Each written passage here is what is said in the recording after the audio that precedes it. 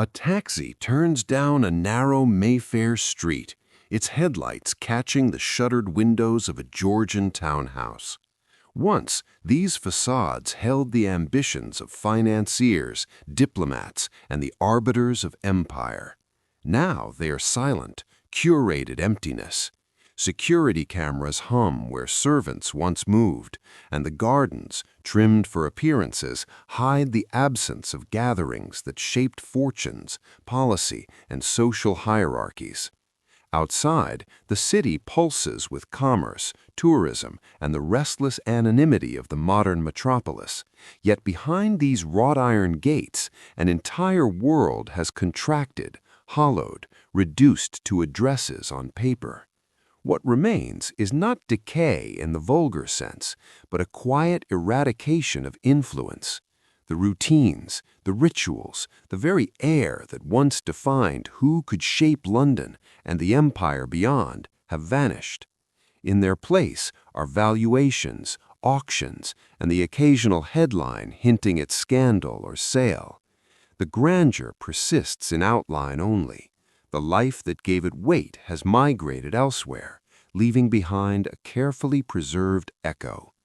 To walk these streets today is to encounter absence masquerading as heritage, and to wonder how power can persist in structure yet dissolve in substance. The story of Mayfair is, in this sense, the story of modern London itself, a landscape where influence has become ephemeral, and the addresses that once dictated society now stand as silent witnesses to what can be lost when culture, money, and authority are severed from one another. Chapter 1. Present Rupture. The Hollowed Streets. The streets of Mayfair, once threaded with the quiet authority of inherited wealth, now move with a different rhythm. Morning light washes over facades of Portland stone and red brick, their sash windows reflecting the gray London sky. Shutters remain drawn on many houses. Behind them, interiors once orchestrated with precision, chandeliers calibrated to reflect power, carpets patterned for both aesthetics and hierarchy. Rooms aligned to accommodate private councils and discreet alliances are now silent. Security cameras, mounted at intervals along the narrow avenues, observe without discretion. They replace the sentinels and footmen who once monitored the comings and goings of the district's residents, enforcing a subtle but constant order. The presence of life is measured not in human steps or whispered exchanges, but in deliveries, maintenance crews, and the occasional car navigating toward a valet drop-off. The streets themselves seem altered. Wider pavements and trimmed hedgerows suggest tidiness, but they conceal the absence of movement that once defined social rank and authority. Where once the cadence of influence was set by the patterns of residence, an arrival in a carriage, a gathering in a drawing room, a luncheon that convened financiers and diplomats, now it is set by property listings, real estate valuations, and the occasional legal notice posted to a doorway. There is an economy here, but it is of extraction rather than cultivation. The value of the structures is measured in pounds per square foot, rather than in the orchestration of power they once contained. Even the narrow passages between garden walls feel different. The echo of footsteps is harder, sharper, as if the absence of bodies amplifies each sound. Mailboxes, once conduits for confidential correspondence, now receive branded envelopes or marketing material. The life of influence has retreated into archives, into private legal agreements, into memory. Pedestrians move with the casual detachment of those unaware of the history beneath their feet. Tourists occasionally pause, snapping images of black iron gates and ornate doorways, interpreting them as markers of wealth or style, not as thresholds of concentrated social and political authority. Their cameras capture surface, but they cannot record the absence. the void left when an address ceases to command attention, when rituals of power no longer circulate, and when the human activity that once gave a street weight and consequence has been replaced by quiet observation.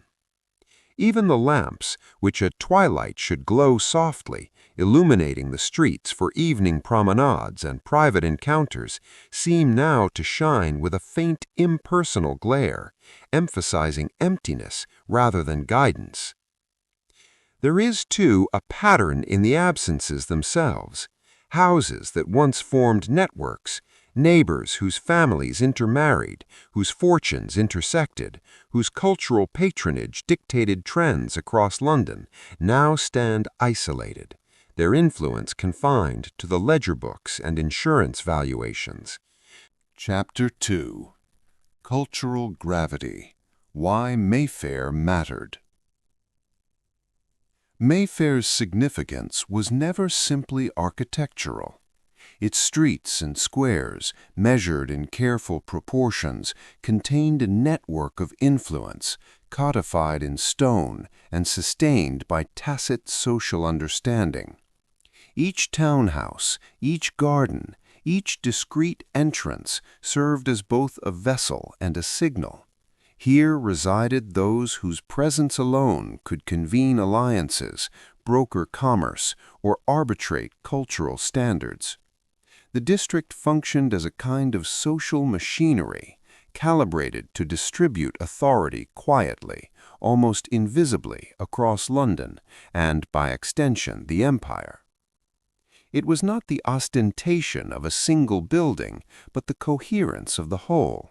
The continuity of facades, the spacing of streets, the placement of private squares, all conspired to make Mayfair a concentrated field of power, a lattice through which capital, taste, and authority circulated. The gravity of Mayfair emerged from its inhabitants as much as from its geography. Financiers, bankers, and industrial heirs occupied adjoining houses, their proximity enabling rapid negotiation, informal consultation, and observation of rivals or allies. Gentlemen's clubs, discreet salons, and private dining rooms provided venues where influence could be exercised without ceremony, yet with precision. Here, patronage was visible only to those who understood its rules. A loan approved over luncheon, a director's seat exchanged in a drawing room, a marriage alliance whispered over tea. Mayfair shaped patterns of behavior across the city. Its residents set rhythms of attendance, expectations of manners, and standards of taste. The social authority cultivated here radiated outward, informing who could be invited, who could be trusted, who could command attention within London's broader hierarchy. Beyond its immediate streets, Mayfair functioned as a barometer for international commerce and diplomacy. Foreign envoys and financiers recognized addresses not merely as residences, but as centers of decision-making, locations where the informal circuits of power intersected with formal institutions.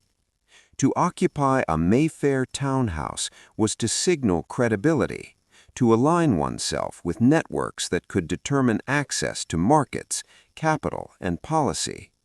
Its influence extended invisibly into the corridors of Whitehall, the offices of banks, and the chambers of private companies, ensuring that the district's rhythms structured not only social life, but the practical workings of commerce and governance. The district's cultural authority also depended on ritualized observation. Attire, modes of arrival, patterns of attendance at private salons or club events, these were not arbitrary, but embedded in a system that reinforced hierarchy. A carriage arriving at a designated hour, a host presiding over a dinner with precise guest selection, or the careful curation of art and decoration within a townhouse communicated membership and distinction. These signals were intelligible only to those initiated into the social code, enforcing exclusivity while shaping expectations for behavior, taste, and negotiation. In this way, Mayfair was as much a medium for influence as the individuals it housed.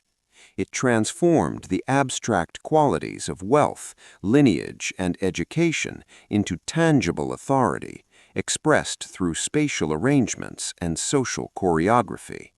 Chapter 3: Foundations, Builders, and Visionaries. The story of Mayfair begins in stone, brick, and the measured geometry of its streets. Its grand houses were never simply homes, they were instruments deliberately designed to project authority and codify social order.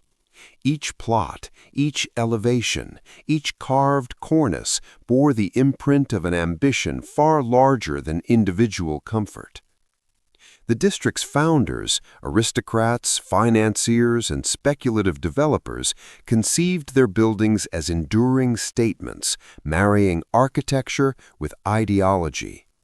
To inhabit a townhouse in Mayfair was to occupy a position in a hierarchy written into the very fabric of the city, visible to those who understood the subtleties of scale, proportion, and ornament.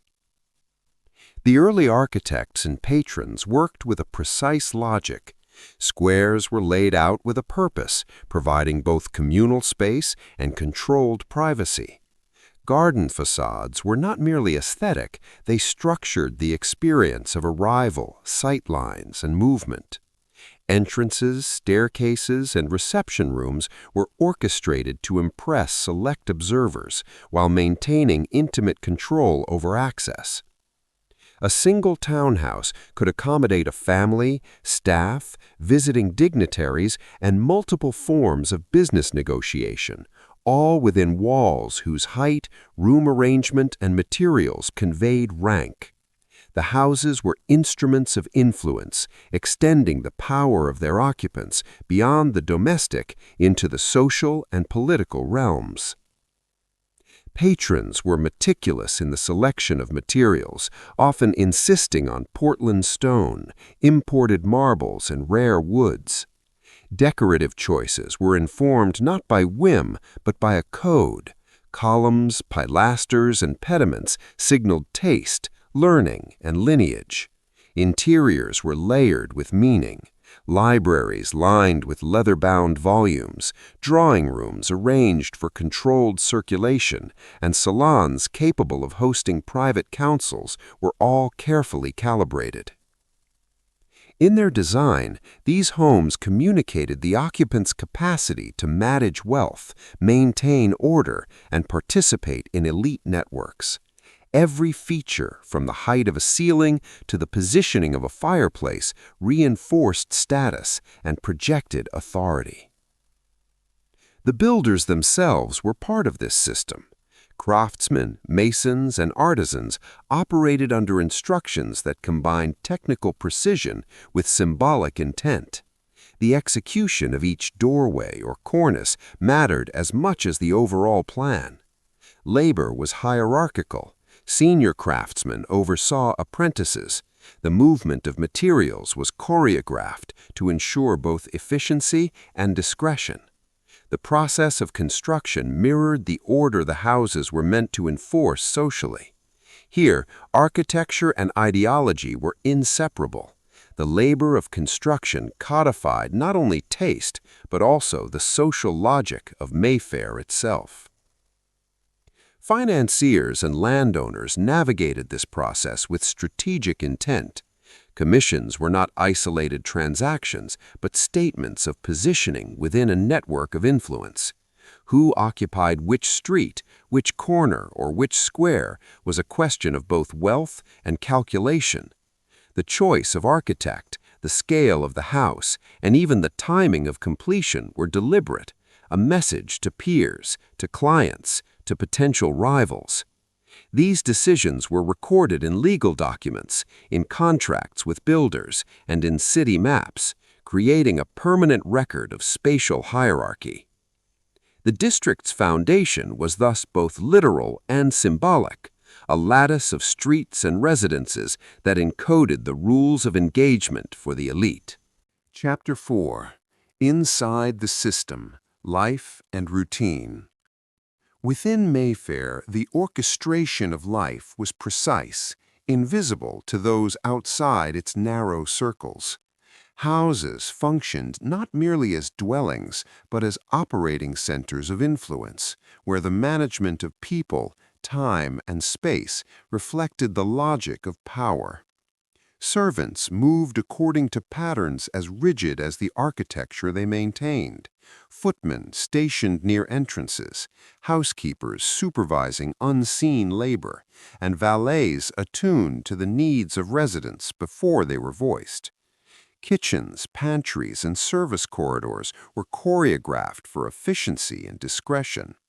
A single delay in delivery, a misplacement of a letter, or a poorly timed announcement could ripple through social and financial networks, subtly undermining authority. The system depended upon repetition, hierarchy, and unbroken attention to ritual. Bankers and financiers who occupied Mayfair houses, either as residents or through offices discreetly inserted within domestic spaces, integrated into this routine seamlessly. Morning consultations, appointments, and briefings followed schedules designed to avoid collision yet maximize surveillance of opportunity. Meetings often occurred over breakfast in formal dining rooms or along the staircases between reception rooms, where proximity allowed observation of staff and visitors alike. These interactions were not casual, they were exercises in coordination, a way to maintain influence over capital flows, reputations, and the perception of reliability. Each day in Mayfair was measured in both monetary and social increments, with wealth management and personal presence operating in parallel. Diplomats and courtiers who frequented these streets became part of the same ecosystem, their comings and goings governed by the rhythm of the district. They attended salons and dinners, their schedules designed to reinforce hierarchy rather than merely convenience. Invitations and refusals were recorded, noted, and circulated discreetly, forming an unspoken ledger of status. Even leisure activities, hunting parties, concerts, or private theater were structured to serve both social cohesion and observation. Each gathering allowed for assessment: who commanded attention, who deflected scrutiny, and who could be relied upon in the orchestration of influence. The circulation of money, though less visible than the footfalls on marble staircases, was inseparable from these routines. Household accounts, ledgers, and correspondence were managed with care, balancing domestic expenditure with investments, loans, and sponsorships. Payments to staff were themselves instruments of control. Retention and promotion of the right personnel reinforced order, loyalty, and continuity. Simultaneously, patronage extended beyond the household. Artists, architects, and suppliers became nodes in a network that reinforced the social and economic hierarchy encoded in Mayfair. Wealth was never inert. It flowed as part of an ongoing system of obligation, observation, and expectation. Even the smallest gestures were meaningful. A servant opening a door at the precise moment, a banker acknowledging a visitor with measured politeness, or a diplomat accepting an invitation without haste, all reinforced a network of authority. Noise was controlled, shadows measured, and entrances monitored, producing an environment in which every action communicated rank, allegiance, and reliability. The district's functioning was sustained not by overt command, but by the disciplined repetition of routines, the continuous calibration of presence, and the management of both visible and invisible labor. Chapter 5. Apex. Mayfair's Golden Age. At the height of its influence, Mayfair was a stage upon which the consolidation of authority was performed with quiet rigor.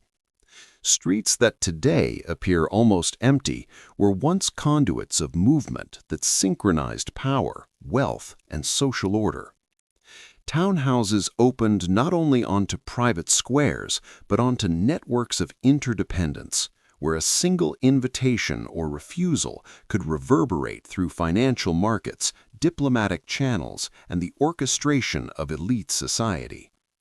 The facades themselves acted as signals. The subtle prominence of an address, the scale of its frontage, the detailing of its entrance, all communicated hierarchy with precision. Within these walls, gatherings were as much about observation and subtle negotiation as they were about conversation. The rhythm of Mayfair in its golden age was defined by the meticulous calibration of social presence. Dinners, salons, and evening assemblies were arranged with attention to proximity, seating, and sequence. Hosts monitored attendance with a keen sense of consequence: who arrived promptly, who lingered, who declined under pretext. The alignment of these details was not merely ceremonial, it served to maintain the perception of influence, to demonstrate command over networks of wealth and authority. Bankers and financiers consulted with peers in drawing rooms, exchanging insight and opportunity without fanfare, while courtiers and diplomats used the same spaces to observe, report, and measure the reliability of those in power. A single misalignment, a delayed guest, an improperly placed seating arrangement could unsettle the delicate equilibrium of influence. Economic transactions intersected seamlessly with social choreography. Lending agreements, partnership negotiations, and appointments to boards often occurred in the same rooms where domestic life unfolded, their gravity amplified by the setting. The distinction between private and public was fluid. A conversation in a morning salon might dictate the allocation of capital in distant colonies. A casual comment during supper could shift the direction of patronage or policy. The environment itself, the scale of ceilings, the arrangement of windows, the sight lines from staircases reinforced the authority of the resident, creating a spatial hierarchy through which power moved with efficiency and subtlety. Mayfair's golden age was also a period of cultural signaling. Art collections, libraries, and commissioned works were carefully curated to demonstrate refinement, knowledge, and access. Musical evenings and theatrical performances were staged with the dual purpose of private enjoyment and the display of taste as a measure of authority. Patrons exercised influence indirectly through sponsorship. Architects, painters, and performers became instruments of social hierarchy, their work extending the reach of Mayfair's residents into wider society. Each object, each selection, carried a message intelligible only to those attuned to the codes of elite expectation, further consolidating the district's internal cohesion. Chapter 6. Cracks appear. Pressure and change. The solidity of Mayfair's dominance began to reveal fissures not immediately visible from the facades. Houses remained polished, streets trimmed, and gates locked, but beneath the veneer, the routines that had sustained authority were under pressure. Inheritance disputes emerged as a recurring source of disruption. Complex estates, divided among heirs, produced uncertainty in management and in the continuity of influence. Titles and wealth were fragmented, and with them the capacity to maintain households according to the previously exacting standards. Where once a single family guided its townhouse with unchallenged authority, now multiple stakeholders negotiated, deferred, and occasionally contested decisions, injecting a subtle instability into the system. Market shifts compounded these tensions. The financial structures that underpinned Mayfair were increasingly interconnected with broader economic currents beyond its borders. Banking crises, fluctuations in property values, and the expansion of commercial districts elsewhere began to redirect attention and capital.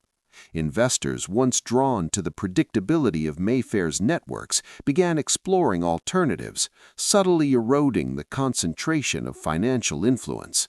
The careful choreography of gatherings, salons, and dinners continued, but with less certainty that these encounters translated into durable advantage. Wealth, previously self-reinforcing within the district, became more vulnerable to external pressures, and the structures of observation and control were tested against forces they had never fully anticipated. Societal transformations exerted a parallel influence. The expectations and behaviors of domestic staff shifted, reflecting wider currents in labor markets and social mobility.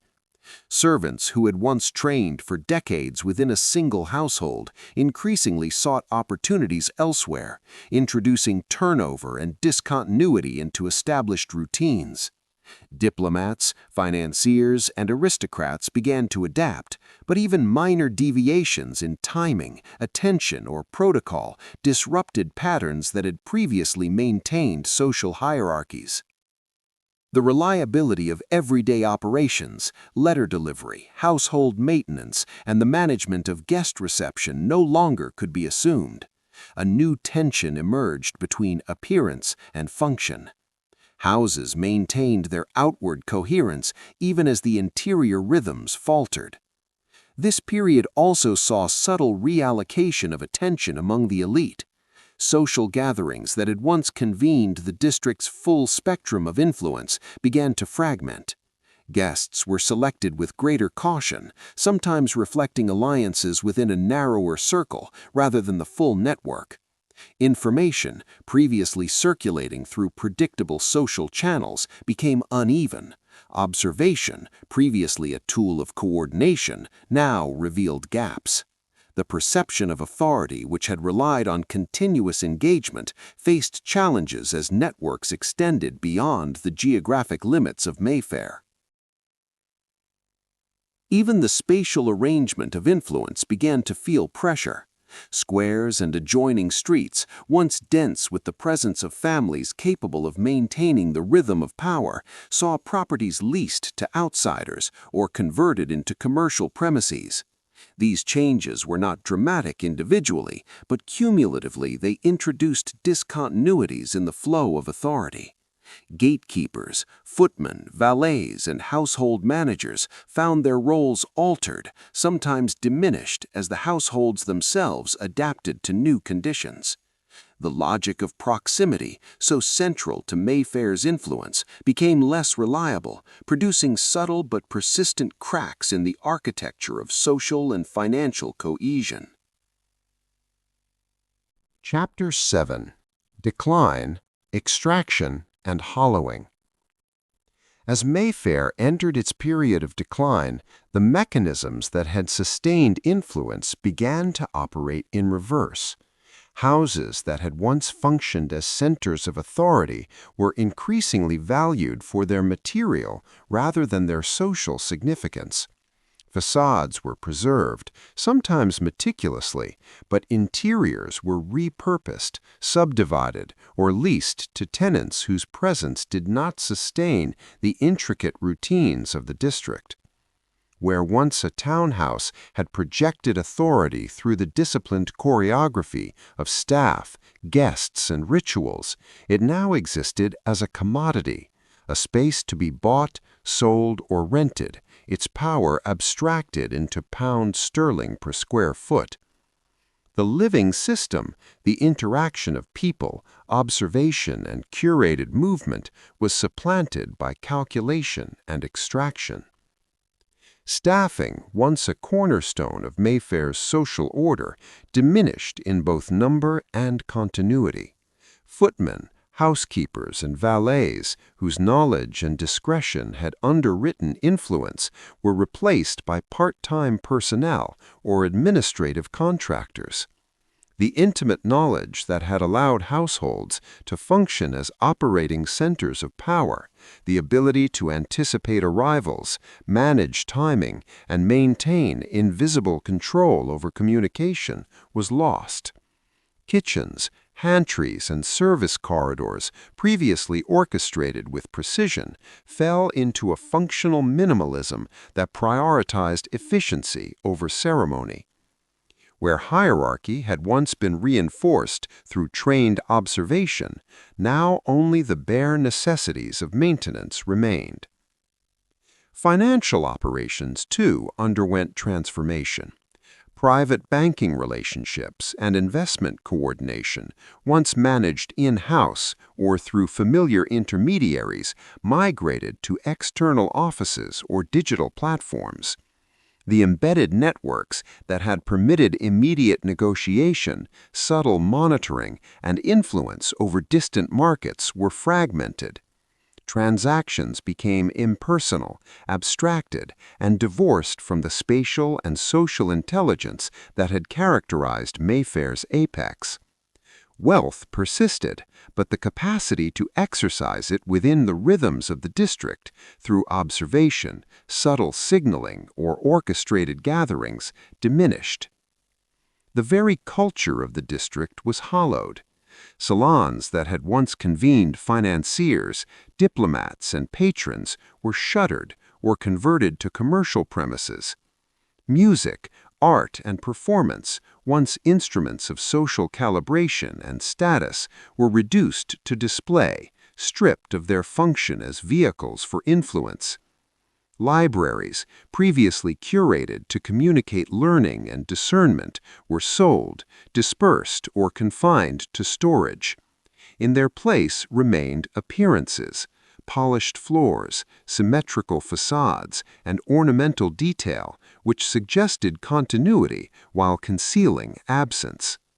The illusion of authority persisted, even as the mechanisms that sustained it, ritual, staffing, and social exchange, eroded. Chapter 8. Aftermath. What Remains. Walking through Mayfair today, one encounters a landscape both familiar and disorienting. The streets retain their measured geometry, squares remain fenced and manicured, and facades preserve the proportions of centuries-old design. On first impression, the district appears intact, a continuity of stone and brick against the London skyline. Yet the vitality that once animated these houses is no longer present. Interiors are compartmentalized, sometimes converted into offices or private apartments. Gardens, once sites of private congregation and strategic observation, are trimmed for appearance rather than use. The architecture endures, but the human networks it once hosted, the orchestration of presence, ritual, and influence, have dissipated. Certain institutions persist. Private clubs, long-established banks, and a handful of enduring households maintain routines, albeit on a reduced scale. The principles of hierarchy, observation, and curated interaction continue in these pockets, though their scope is narrower, their reach limited. The staff who remain operate within a system more functional than symbolic, sustaining appearances but rarely recreating the complex choreography of influence that once structured Mayfair life. Letters are delivered, kitchens operate, gates are opened and closed, but the underlying logic that had once transformed these actions into instruments of power has largely vanished. Rituals survive in fragments. Annual gatherings, ceremonial openings, and curated exhibitions recall the patterns of the past, yet they are punctuated by absence. Attendees are fewer, motivations more transactional, and the continuity of memory that once underwrote authority is interrupted. The network of reciprocal observation, the method by which influence was measured, recorded, and reinforced, has been dispersed. Mayfair now functions more as a repository of tradition than as a living engine of social and financial authority. Material continuity is most evident in the physical structures. Sash windows, wrought iron balconies, and porticos continue to signify prestige. Stone facades signal stability, and the geometry of squares communicates deliberate planning. Yet these features, though preserved, operate in isolation from the mechanisms that originally gave them meaning. Streets that once echoed with the footsteps of courtiers, bankers, and diplomats now carry the noise of automobiles and delivery vans. The symbolic weight of presence, the nuanced exercise of attention, timing, and hierarchy is absent, leaving only an impression of continuity rather than its reality. Chapter 9. Legacy: The Weight of Empty Power. Mayfair today exists in a peculiar tension between presence and absence. Its facades continue to project a semblance of authority, yet the orchestration that once conferred influence has been removed. The streets, squares, and townhouses remain, but the mechanisms that once translated material concentration into actionable power, ritual, observation, hierarchy, and curated movement, are largely gone. There is a weight to the district, a memory embedded in stone and proportion, but it is a weight divorced from function. Authority, once living and circulating through networks of people, gestures, and scheduled interactions, has become symbolic. This symbolic authority is visible in the meticulous preservation of structures. Wrought iron gates, carefully aligned windows, and sculpted cornices signal permanence. Yet these features, while aesthetically commanding, no longer coordinate the patterns of human action that gave them meaning. Formerly, the selection of a guest, the timing of a dinner, or the seating at a council could transmit influence across continents. Today, such interactions are sporadic, fragmented, and largely transactional. The architecture communicates status, but does not itself sustain the processes that generate power. The distinction is subtle, but decisive. Influence now exists as perception rather than operation. The remaining institutions, private clubs, enduring financial offices, and the occasional family household, carry fragments of the old system. Within these pockets, routines and protocols persist, but their scope is reduced. Attendance at salons or dinners is less a calibration of networks than a continuation of tradition. Staff operate more as custodians than as instruments of coordinated authority. Wealth persists, yet the coordination, observation, and timing that once converted it into strategic influence are no longer embedded in the everyday life of the district. Even cultural markers maintain an ambiguous function. Art collections, libraries, and curated interiors communicate refinement, lineage, and taste, but their social significance has waned. Their display signals distinction to those attuned to the codes, yet the broader network that once amplified such signals into authority, the repeated interactions, the observation of responses, and the negotiation of reputation is absent. The patterns of power have been severed from the objects that once articulated them, leaving a residue of prestige without operational capacity. Mayfair's legacy is thus both tangible and intangible. Streets, squares, and facades endure. They are immediate and visible. The influence that once flowed through these spaces, the capacity to convene, observe, and direct, has been hollowed. The district functions as a repository of memory, of practice, and of coded signals, yet it cannot reproduce the outcomes it once reliably generated. Authority, once embodied in daily practice, now relies on the recollection of precedent rather than the execution of systems.